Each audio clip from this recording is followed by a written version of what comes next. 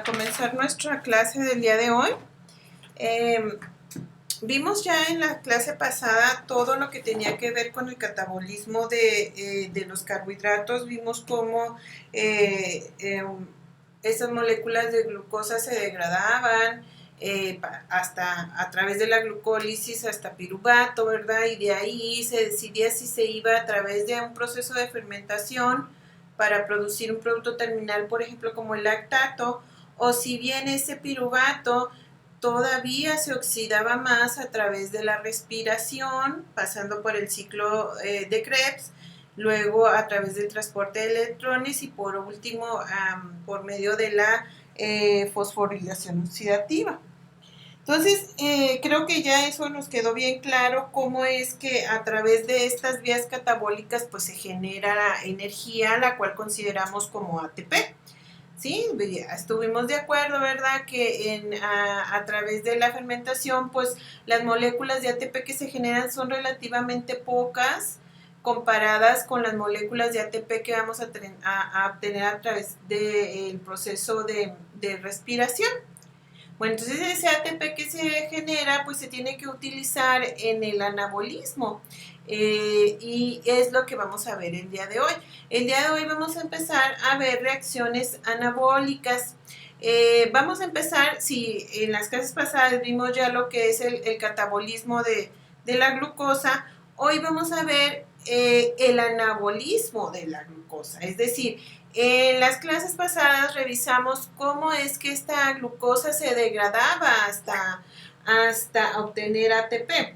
Ahora vamos a ver cómo es que se genera glucosa nueva, es decir, cómo es que se sintetiza glucosa nueva.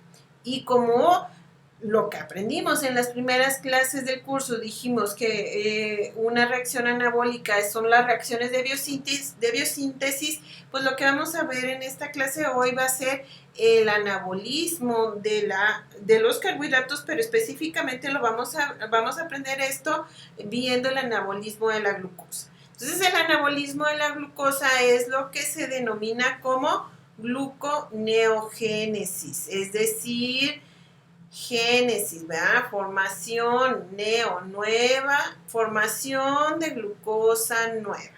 Es lo que vamos a aprender el día de hoy. Y bueno, empezamos dando un repaso a todo lo que estaba yo ahorita hablando. Sí, recuerden entonces todo este diagrama que hemos estado siguiendo desde que empezamos toda esta parte del metabolismo. Recuerden que las flechas que van en rojo pues son las que nos indican las rutas catabólicas, es decir, las rutas de degradación, y las flechas que van en azul son las que nos indican las reacciones anabólicas o de síntesis. Nosotros aprendimos ya en las clases pasadas, pues la degradación de la glucosa, ¿sí? Partiendo desde todo lo que aprendimos de cómo se adquieren todos estos metabolitos a través de la dieta, y cómo estos eran convertidos de polisacáridos a monosacáridos y luego ya entraban a través de un transportador que está localizado en la membrana de la célula en forma ya de glucosa, y allí en el citosol, ¿verdad? Se lleva a cabo la glucólisis, que va desde glucosa hasta piruvato. Luego de aquí del piruvato, decíamos que puede haber dos vías para degradar esta molécula, ya sea que se vaya por la fermentación, donde en una célula animal lo que nos va a estar dando es lactato, o bien se vaya a través de la respiración, pasando por la acetilcoenzima, luego el ciclo de Krebs, luego por los transportadores de electrones y terminando en la fosforilación oxidativa, donde vamos a obtener ATP. Ahora, esta vía de la glucólisis, recuerden que puede ser también alimentada a través de otros tipos de metabolitos, como las proteínas, a través de los aminoácidos que entran directamente aquí, que pueden convertirse directamente en piruvato o en acetilcoenzima A, o pueden entrar directamente al ciclo de Krebs y ya formar parte de toda esta vía. los ácidos nucleicos que pueden entrar desde nucleótidos, incluso los aminoácidos, ¿verdad? Pueden pasar por nucleótidos y entrar aquí directamente al convertirse en algún monosacárido como la glucosa. Okay, los lípidos entran a través del glicerol aquí en lo que es el gliceraldehído 3-fosfato. Y los ácidos grasos vienen hasta acetilcoenzima A. ¿Ok? Bueno, ahora, en el caso, todo esto que estoy hablando es lo que hemos aprendido de lo que es en sí el catabolismo.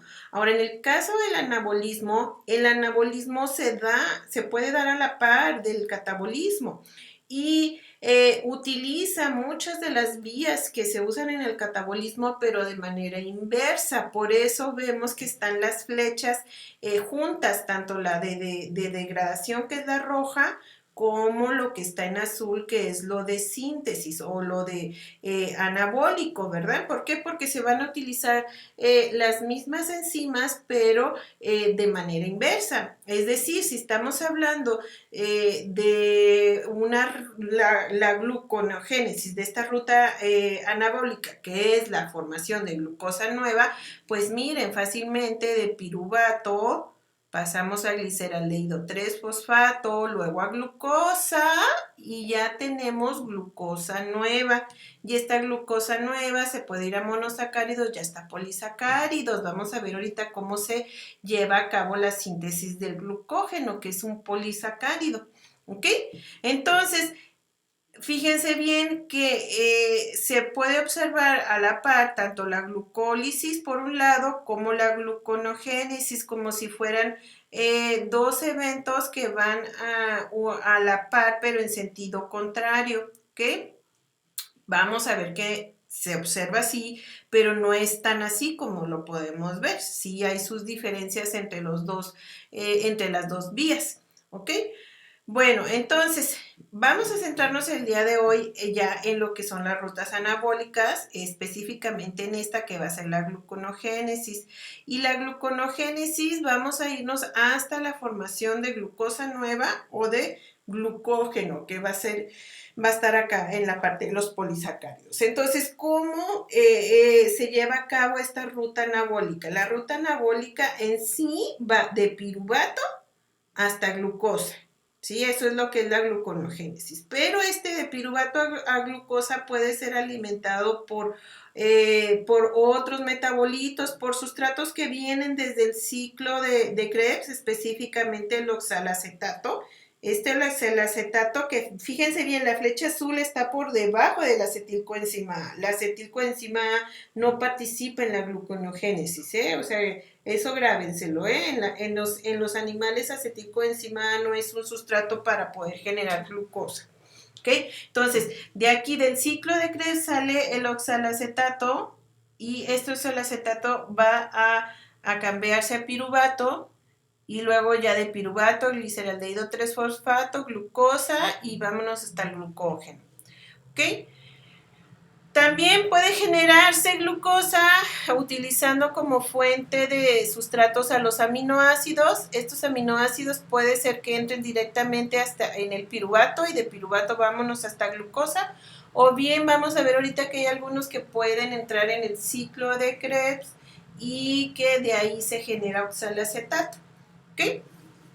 Luego, la gluconogénesis se puede dar también a través de las grasas, aunque de aquí de las grasas lo que se va a utilizar pues va a ser el gliceraldehído, que entra directamente aquí a nivel del gliceraldehído 3-fosfato y ya nos vamos hacia arriba.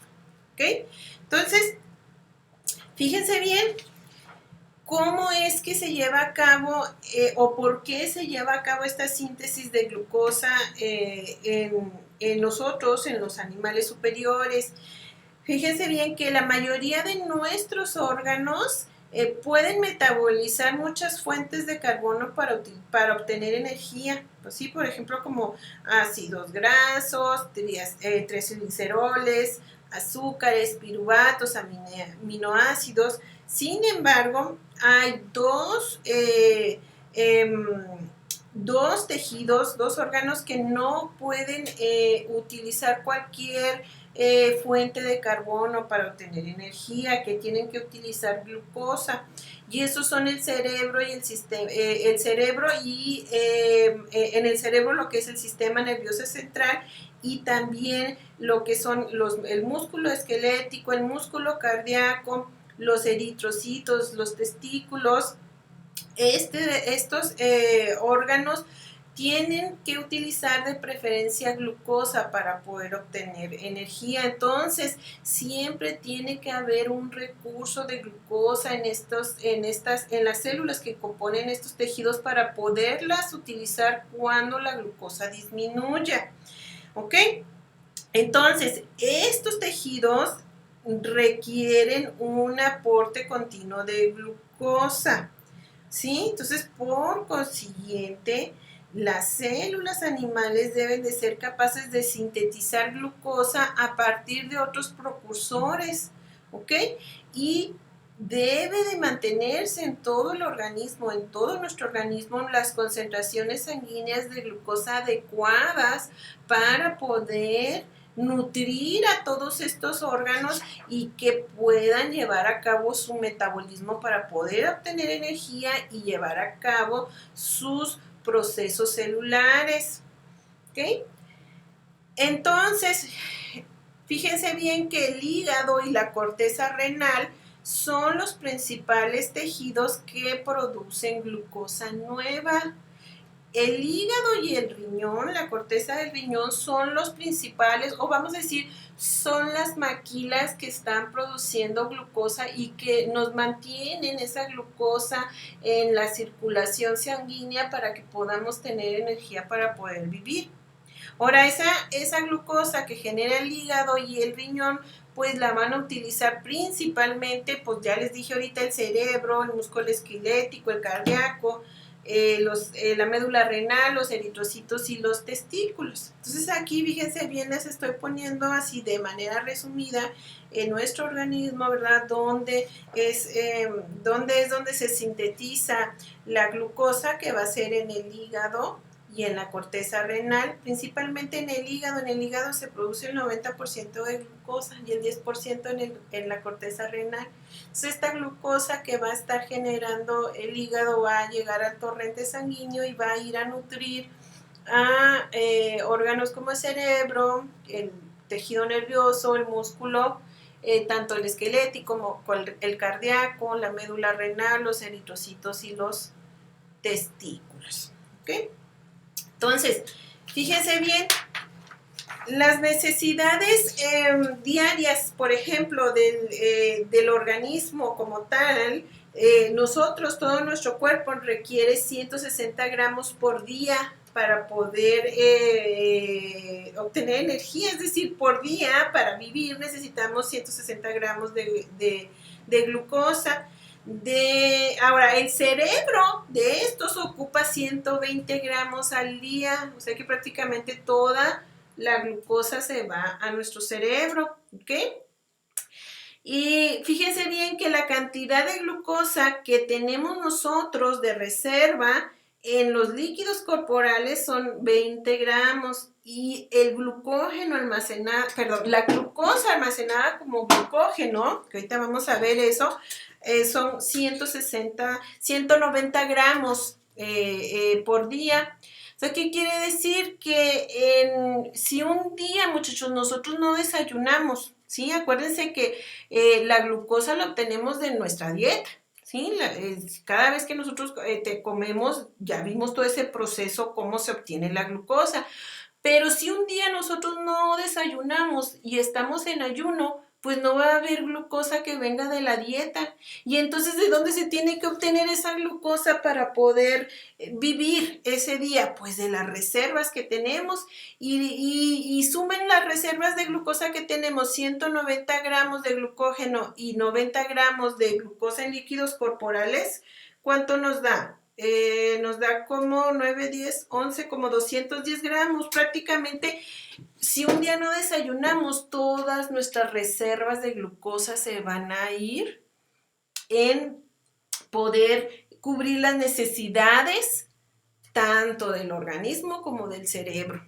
Entonces es bien importante tener una dieta balanceada y que tengamos esa concepción de que lo que vamos a ver hoy es bien importante que lo tengamos en cuenta, porque el organismo, si no hay fuente de glucosa a través de la dieta, tiene que utilizar las reservas para poderla generar. Entonces, esto que les decía yo del ayuno también puede suceder durante un ejercicio intenso. Por ejemplo, las personas que corren y que hacen maratones, estas personas pueden en instantes gastarse todas sus reservas de glucosa. Yo no sé, por eso, si se fijan que durante las carreras pues se les da sueritos o se les da líquidos que vienen también glucosados para que puedan reponer la glucosa que están necesitando. ¿Ok? Bueno, entonces, gluconeogénesis nos vamos a referir a la síntesis de glucosa nueva, a la producción de glucosa nueva. Entonces, gluconeogénesis se define como la biosíntesis de hidratos de carbono a partir de precursores de 3 y 4 carbonos que no tienen o no son de naturaleza de carbohidratos, ¿sí? Vamos a ver en sí que la glucosa, como vimos ahorita en el resumen, viene de piruvato a glucosa, o puede venir también de aminoácidos, del oxalacetato y del glicerol, ¿ok? La gluconeogénesis tiene lugar principalmente en el citosol, aunque algunos precursores se generan en las mitocondrias, como el oxalacetato, y deben transportarse al citosol para utilizarse. Ya dijimos ahorita, ¿verdad?, que el principal órgano gluconogénico en los animales superiores es el hígado. Y también contribuye, aunque de manera menor, la corteza renal. ¿Quiénes son los principales órganos que utilizan la glucosa? Pues ya de nuevo se los digo, pues es el cerebro, el músculo esquelético, cardíaco, testículos, eritrocitos. ¿Okay? Entonces, de manera de resumen, recuerden pues, el hígado produce el 90% de glucosa y el riñón el 10%. Estos son los principales órganos en donde va a haber gluconeogénesis. En cerebro, músculo esquelético, músculo cardíaco, ahí no hay casi gluconogénesis. Y luego es que saben que ahí no hay gluconogénesis, es porque no tienen las enzimas necesarias para poder hacer la gluconogénesis. Ahorita vamos a ver, hay 3 enzimas que diferencian a lo que es la gluconogénesis de la glucólisis, que no están presentes en estos órganos y por eso no pueden generar glucosa nueva. Entonces, la actividad del hígado y el riñón pues es muy importante para poder mantener el nivel de glucosa en sangre, para que estos otros órganos puedan hacer su vida diaria, su actividad celular. ¿Okay? Entonces recuerden, la gluconeogénesis se va a llevar a cabo en el hígado y en el riñón. De aquí, la glucosa que se genere va a entrar en sangre y de sangre va a ir a nutrir a todo lo que es cerebro, músculo esquelético, músculo cardíaco, testículos, eritrocitos, etc. ¿Ok? Entonces, fíjense bien, cuando hablamos de gluconeogénesis, nos estamos refiriendo a la síntesis de glucosa a partir de piruvato. Bueno, entonces, fíjense bien. Cualquier metabolito que pueda desencadenar la síntesis de piruvato o que a través de su degradación llegue hasta piruvato, ¿sí?, a ese metabolito le vamos a llamar un sustrato de la gluconeogénesis o bien un precursor de la gluconeogénesis. ¿Ok? Fíjense bien, entonces, a todos estos metabolitos que puedan convertirse en piruvato, les vamos a llamar precursores gluconeogénicos. Ahora, puede ser que sea convertido este metabolito piruvato o bien a oxalacetato. Ahorita vamos a ver por qué oxalacetato, ¿sí? Cualquier metabolito entonces que pueda convertirse a piruvato o bien llegar a piruvato a través del oxalacetato, le vamos a denominar un precursor gluconogénico, ¿ok? Los principales sustratos gluconogénicos que están presentes en los animales son el lactato, los aminoácidos, el propionato y el glicerol. Todos estos metabolitos de una u otra manera van a terminar en el piruvato. Fíjense bien, el lactato, ¿recuerdan el lactato que vimos que es el producto terminal de la fermentación de la glucosa?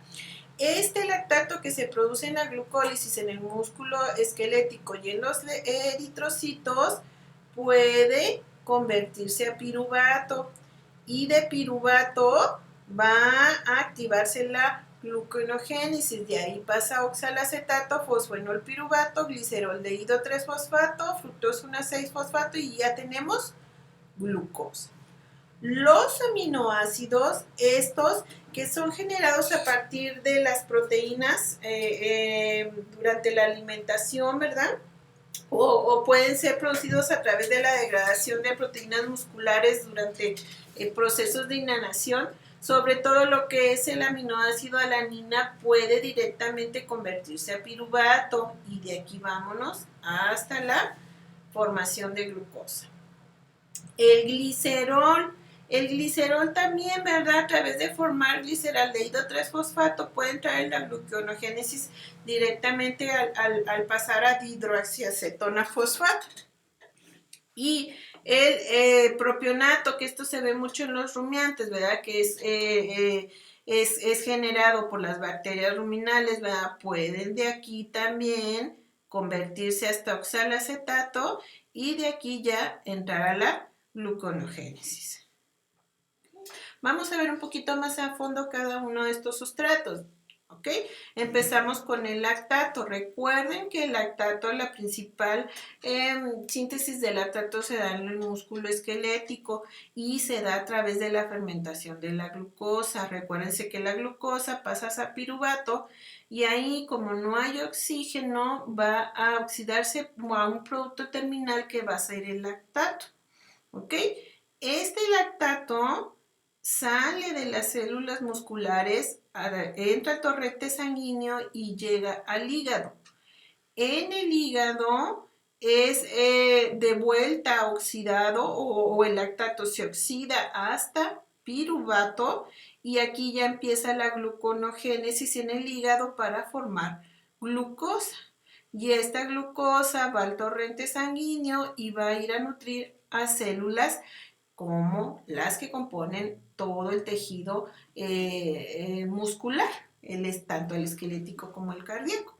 A este ciclo que estamos viendo, donde participa el lactato en la formación de la glucosa, le vamos a denominar ciclo de Cori. ¿Ok? Bueno, los aminoácidos. Miren, de los 20 aminoácidos que se encuentran en las proteínas, todos se pueden, la mayoría, a excepción de leucina y lisina, todos los demás, los 18, se pueden degradar para generar o para actuar como un precursor gluconogénico. ¿Okay? Entonces, por ejemplo, lo que es alanina, cisteína, glicina, serina, treonina y triptófano, esas rápidamente se pueden convertir a piruvato. Y de piruvato ya subimos rápidamente hasta glucosa sin problema. Aspartato y arginina entran al ciclo de Krebs formando oxalacetato. Ahorita vamos a ver esto del oxalacetato más a fondo. Miren, la arginina, glutamina, histidina y prolina, estos se convierten en alfa-cetoglutarato y entran al ciclo de Krebs, por lo tanto forman oxalacetato. Isoleucina, metionina y valina entran aquí a nivel de la succinil coenzima A. Y fenilalanina y tirosina se pueden convertir en fumarato. ¿Ok?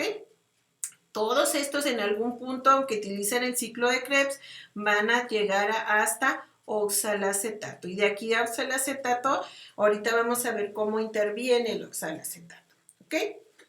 Ahora, fíjense que de los precursores para generar glucosa, bueno, el principal es el lactato, pero cuando tenemos un ayuno muy prolongado que no comemos, el azúcar o la glucosa se empieza a obtener de todo lo que son las proteínas musculares.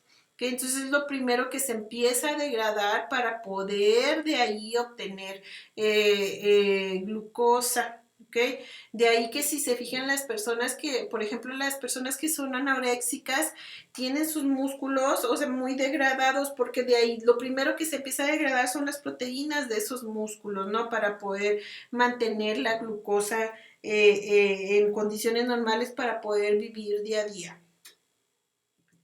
Bueno, el glicerol. ¿Dónde vamos a tener glicerol? El glicerol lo vamos a obtener, acuérdense, a través de la dieta, a través de las grasas, ¿sí? A través de los lípidos, en forma de, por ejemplo, de triacilgliceroles, que viene el glicerol unido a hidratos saturados de carbono o cadenas hidrocarbonadas, que son los ácidos grasos. Y en sí, las grasitas, muchachos, son muy malos precursores de la gluconogénesis, o sea que batallamos para degradarlos y poderlos utilizar en la síntesis de glucosa. Por eso se nos acumula tanto, ¿no? Y batallamos tanto para podernos deshacer de la grasita. Entonces, fíjense bien qué pasa con con las grasitas, con los lípidos, ¿sí? Sí, cuando nosotros consumimos lípidos a través de la dieta, pues acuérdense que la lipasa los puede partir en dos, degrada esto, ¿verdad? Genera una molécula de glicerol, que es lo que estoy aquí señalando, y luego genera las cadenas hidrocarbonadas, que son los ácidos grasos. Los ácidos grasos, estos que estoy aquí señalando, se van a ir y se van a degradar hacia la beta-oxidación, por la vía de la beta-oxidación, y van a generar acetilcoenzima A. Esta acetilcoenzima A en los animales no puede ser precursor para la gluconeogénesis, no genera glucosa. En plantas y bacterias sí puede incorporarse la gluconogénesis a través del ciclo del glioxilato, pero en nosotros la acetilcoenzima A que se genera a través de la degradación de los ácidos grasos no puede utilizarse en la síntesis de glucosa, ¿ok? Lo que sí puede entrar en la gluconogénesis es el glicerol.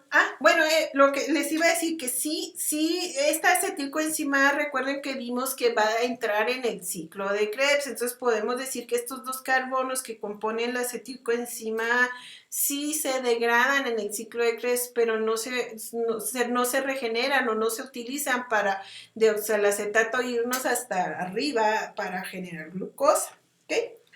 Lo que sí puede entrar en la gluconogénesis, les decía, es el glicerol, esta molécula que estoy señalando aquí, a través de la enzima glicerol sinasa, puede generar gliceraldehído 3-fosfato y luego de ahí se genera dihidroxiacetona fosfato y ya sube hacia arriba. Vamos a verlo de una manera más detallada cómo sucede esto. Miren, el glicerol se puede convertir en glucosa una vez que la glicerol sinasa, ¿sí? Utiliza ATP y lo fosforila, ¿sí? La glicerol sinasa lo va a fosforilar en glicerol 3-fosfato. Aquí estamos en el citosol, aquí está la membrana mitocondrial y aquí está la matriz, ¿ok? Entonces este glicerol 3-fosfato que está en el citosol es reconocido por la enzima, este complejo de glicerol 3-fosfato de deshidrogenasa. Y este complejito pues va a pasar los electrones a la ubiquinona, pero también va a ocasionar que este glicerol 3-fosfato se convierta en dihidroxiacetona fosfato. Y de aquí ya nos vamos hacia arriba, hasta a convertirnos en glucosa. Este complejo de glicerol 3-fosfato deshidrogenasa que está embebida en la mitocondria, también hay una enzima igualita acá en el citosol. Entonces tenemos tanto a la glicerol 3-fosfato deshidrogenasa mitocondrial como a la glicerol 3-fosfato deshidrogenasa citosólica. Y ahí la glicerol 3-fosfato deshidrogenasa citosólica va a utilizar como coenzima al NAD y va a generar también dihidroxiacetona fosfato. Y de aquí ya subimos hacia la glucosa. ¿Ok? Bueno, y ya el último de los sustratos gluconeogénicos es el propionato. Aquí el propionato, aunque todos los organismos generamos propionato, no lo generamos en las mismas cantidades. Nosotros generamos poca cantidad de propionato. Donde se observa mucho esta vía por las altas cantidades que se generan es en el rumen de los rumiantes. Sí, recuerden que el rumen de los rumiantes hay todo un consorcio de microorganismos y muchos de esos microorganismos generan como producto terminal el propionato. ¿Ok? Este propionato que se genera en el rumen se convierte en propionicoenzima A, de ahí pasa metilmanolincoenzima A, succinil y entra el ciclo de Krebs hasta llegar a oxalacetato. Y de aquí ya pasamos a fosfoenolpiruvato y agarramos toda la vía de la gluconogénesis hasta generar glucosa. Bueno chicos, ya hasta aquí es la clase del día de hoy. Espero que tengan un excelente día.